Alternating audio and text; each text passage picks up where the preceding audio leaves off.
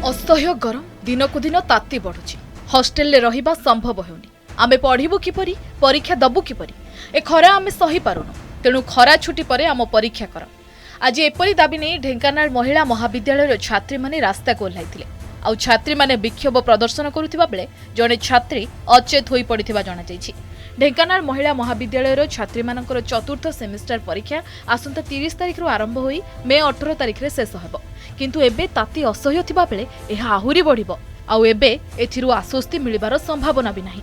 खरा कोप जोगु हॉस्टेल रे रहिबा संभवपर होई परिनी। एपरि स्थिति रे आमे किपरि पढ़ी परीक्षा देबु बोली छात्री माने प्रश्न करिसंती। तेणु परीक्षा को घुंचाई खरा छुट्टी परे करबाकू सेमाने दाबी जणाइछंती। आम समस्ते +2 +3 सेकेंड इयर पिला 4th सेमिस्टर दबाक जाऊँ एप्रिल 30 तारिख में। तो एत खरार आम एग्जाम दे पार देह बहुत प्रोब्लेम हो। तो एबे कटक गोटे झीटे मरी जाए सनस्ट्रोक रे। तो आम मैंने केमती परीक्षा देबू?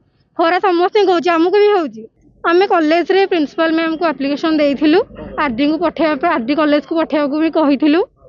तो आरडी कहूँ कि कौ कॉलेज रू किसी आसीनी कि जो एग्जाम पोस्टपोन है कौ कॉलेज दाबी करना किंतु आम दाबी करूँ। आम एका नुह आम सहित अनुगुल कॉलेज आउ 2-3-4टा कॉलेज भी एप्लिकेशन देइछंती किंतु आरडी मना करूची। आम पोस्टपोन हेबा पई चाहूछु एग्जाम। तो एथि हमर दाबी अछि आपण पोस्टपोन करंतु। आम एग्जाम तो मना करूँ आम एग्जाम दबु बोली।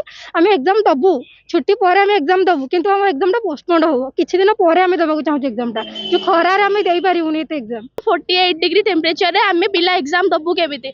हॉस्टेल रे रहबा पॉसिबल भी होनी। हॉस्टेल एते गरम होउची। आम पाठ पढिबु कोन एग्जाम दबु कोन?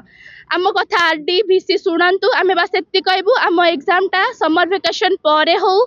आउ अलगा university Ravenshaw university Sailabala autonomous college रो एग्जाम भी बंद होईची। तो आमे भी चाहूँ आम एग्जाम पोस्टपोन हो। आमे कहू आम एग्जाम बंद हो जाऊ कि आमे पाठ पढ़ुनु। आमे पाठ भी पढ़िछु किंतु आमे खरा सही पारुनु। बहुत अत्यंत असह्य खरा होची। तो आमे खाली एति कहबू आम एग्जाम पोस्टपोन हो आउ खरा छुट्टी पर आम एग्जाम हो। ए दाबी नहीं छात्री माने आज प्रथमे कॉलेज सम्मुख में विक्षोभ प्रदर्शन करबा परे प्रतिवाद जणाइबा पई चाली चाली जिल्लापालक कार्यालय को जाइथिले। सेठारे छात्री माने नारा लगाई प्रतिवाद करथिले।